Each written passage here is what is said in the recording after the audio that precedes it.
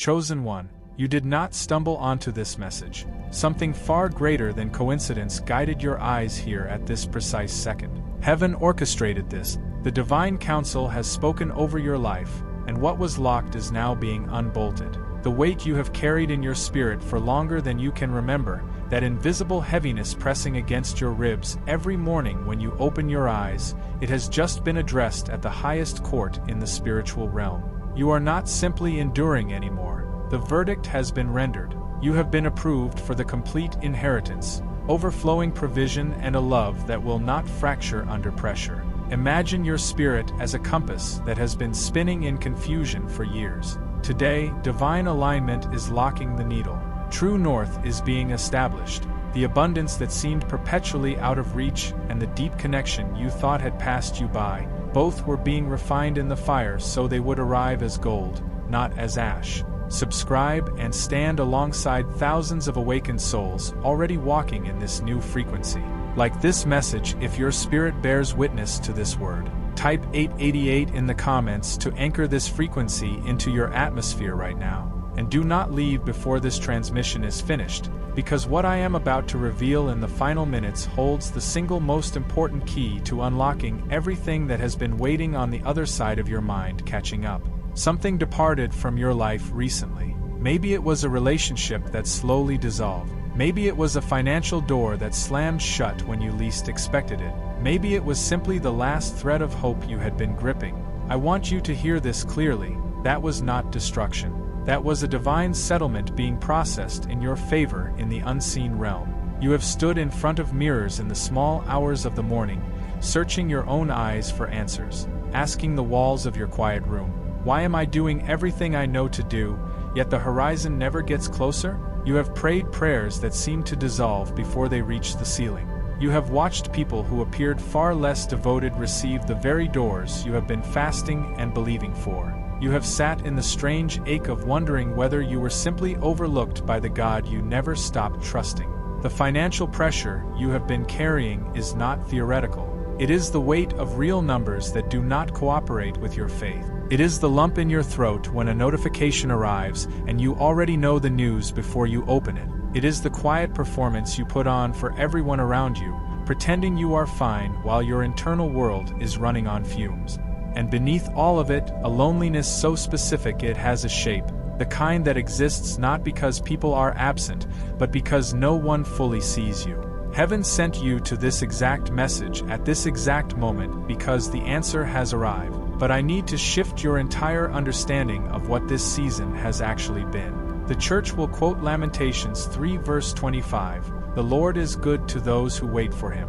And they leave it there, as though waiting is the point. But the original Hebrew word for wait in that passage is kava. Kava does not mean to sit passively in stillness. Kava means to twist together, like strands of rope being braided into something far stronger than each individual thread. You were not forgotten in the waiting. You were being braided into something unbreakable. What looked like abandonment was actually architecture. What felt like silence was actually construction happening in dimensions your physical eyes cannot access. The closed doors were not rejections. They were divine rerouting, steering you away from destinations that would have absorbed your gifts and returned nothing. The isolation was not punishment. It was the sacred environment required to press impurities out of your identity before the crown was placed on your head. Not rejection, not punishment, not abandonment, but preparation of the highest order. You were not placed on the shelf. You were placed in the treasury.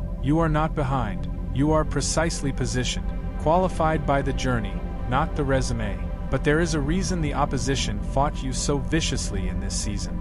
I need you to understand this clearly, because what I am about to tell you will reframe every attack you have endured. The adversary does not waste calculated strategy on ordinary target. He reserves his most sophisticated campaigns for the ones carrying the heaviest assignment. He studied your patterns.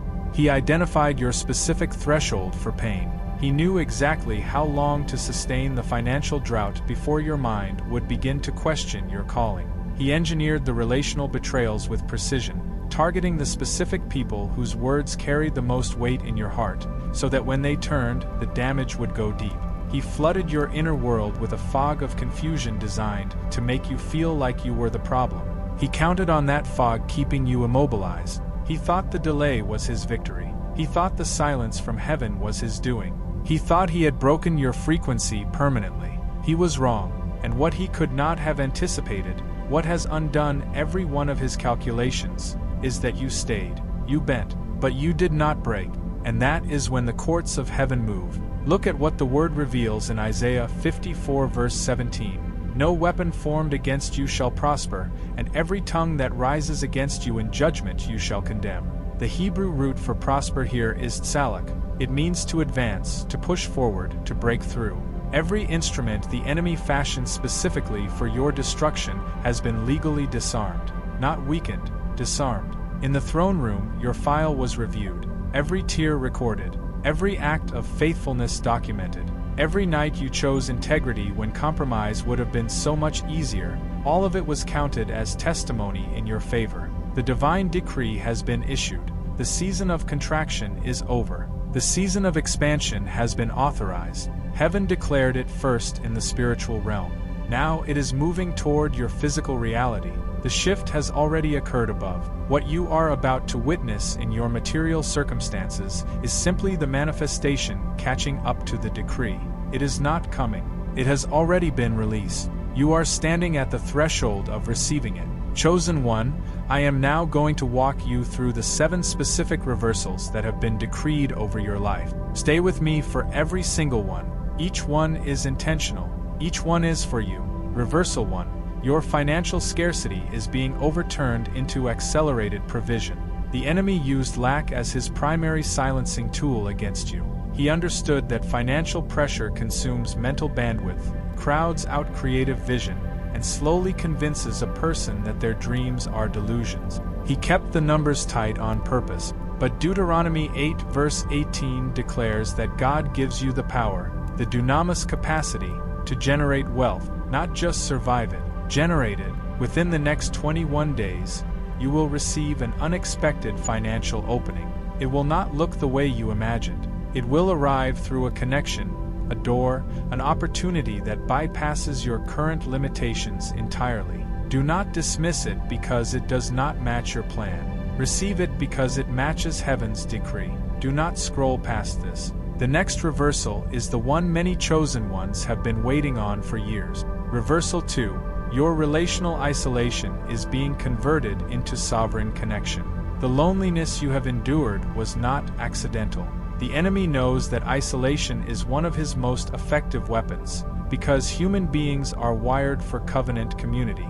He broke key relationships at strategic moments, not randomly, but specifically, to ensure you would arrive at your next level without the people who might misuse your blessing or misalign your assignment. But the divine reversal carries a promise. The connections heaven is releasing to you now have been similarly prepared. They were also in their own season of refinement. You will recognize them not by chemistry alone, but by a deep settled peace that accompanies their presence. Within the next 14 days, pay attention to who enters your atmosphere. Not everyone, but one specific encounter will carry the unmistakable signature of divine arrangement. Reversal 3. Your invisibility is being exchanged for sovereign recognition.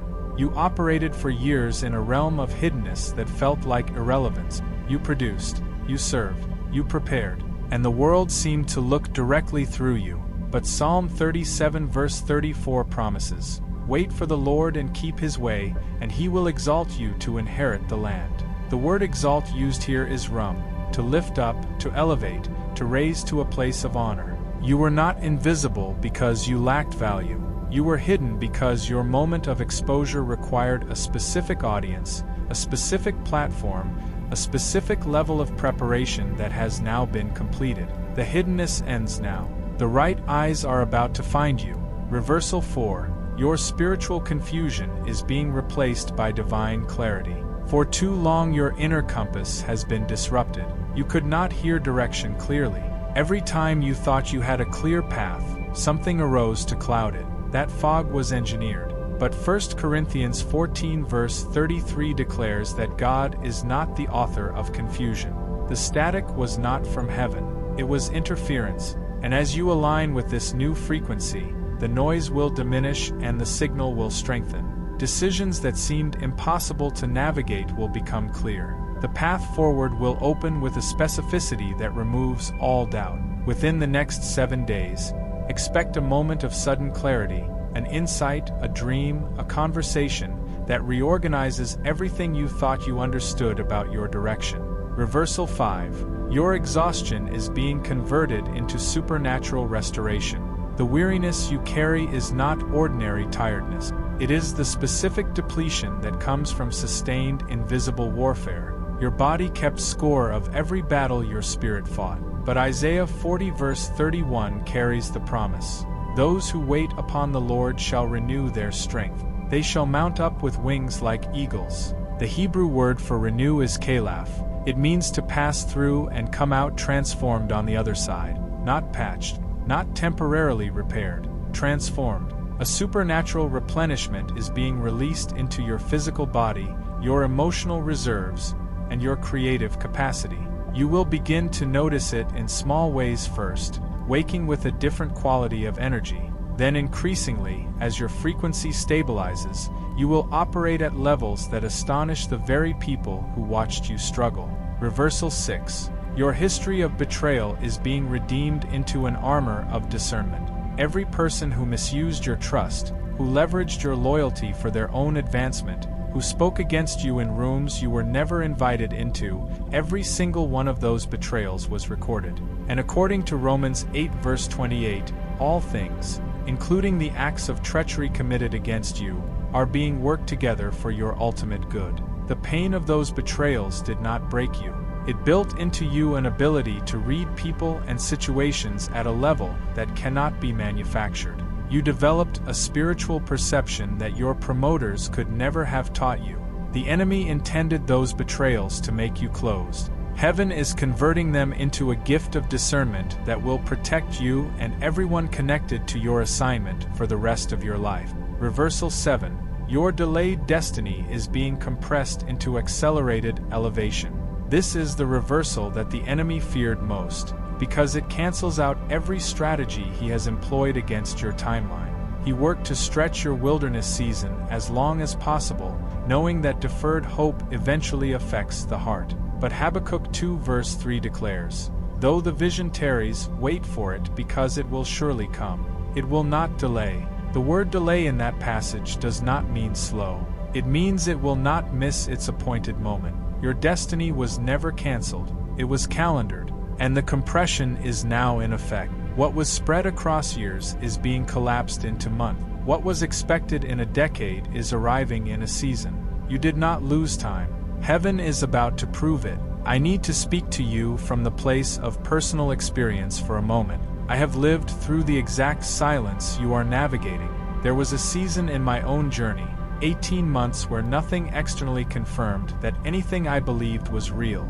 Every metric told the same story: invisible, insufficient, irrelevant. I remember holding what I had built in my hands and asking whether I had fundamentally misread my calling. The dark was that dark, and then, without dramatic announcement, without the fanfare I had imagined, one single door opened. Not the door I had been standing at, a different door entirely.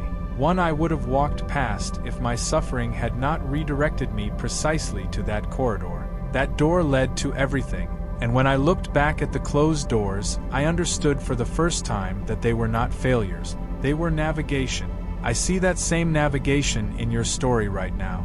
The redirections were not mistakes, they were mercy.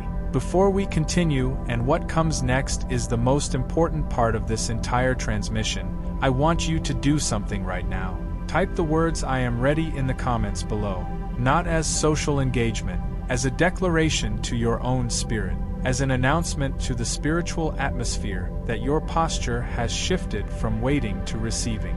Like this video if your spirit has confirmed this word, and subscribe, because the transmission that follows this one carries the next layer of the blueprint, and you will not want to miss it. Chosen one, you have been refined. You understand how to protect your inner circle, but there is still one obstacle standing between you and the full manifestation of what has been decreed, and it is the one most teachers never address directly: Your soul has graduated into your new season, but your physical brain is still running the operating system of your old one. Every day you wake up, your mind defaults to what neuroscientists identify as the beta brainwave state.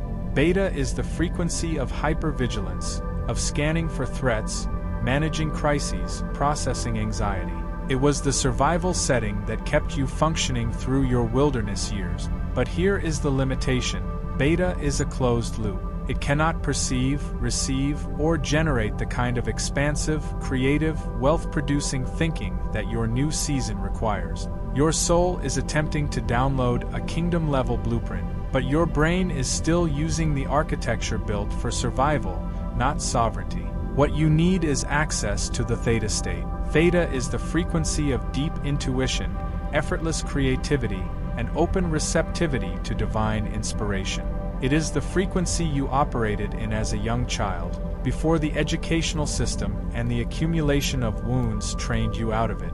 Look at 1 Kings 19 verse 12. The prophet Elijah, operating in extreme distress and high beta activation, searched for God in the earthquake, the wind, the fire. God was in none of them. He spoke in the still small voice. To access the still small voice, your interior environment must descend from beta noise into theta stillness. God has always communicated at the theta frequency. The wilderness forced you into beta. Your promotion requires you to return to theta. There is a specific sonic technology, a frequency audio built on the science of brainwave entrainment, that guides your mind directly back into theta without years of isolated meditation practice. NASA research has documented that 98% of children naturally operate at this genius-level theta state. By adulthood, that number collapses to 2%, not because the capacity disappeared, but because the modern world systematically suppressed it.